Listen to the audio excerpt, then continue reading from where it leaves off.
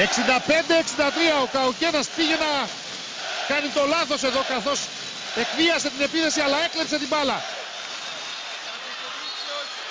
Γλίστρισε ο Γιασικεβίτσιους στα 33 δευτερόλεπτα.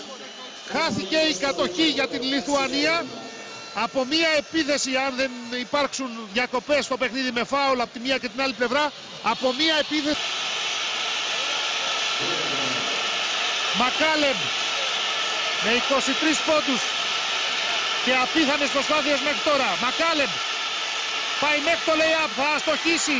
Το rebound τελικά από το Σοντζάιλα. Λάθος πάσα για τον Γιασικεβίτσιους. Στο Γιανόφσκι κλέβει την μπάλα. Στο Γιανόφσκι με τον Γιασικεβίτσιους. Μακάλεμ, Ηλιεύσκι σε σουτ τριών πόντων. Ναι, 66-65. 11,3 δευτερόλεπτα για το φινάλε. Απίστευτη αντίδραση από τους παθιασμένους Σκοπιανούς. Εδώ παγώνει το γήπεδο από το τρίποντο του Ηλιεύσκι, αλλά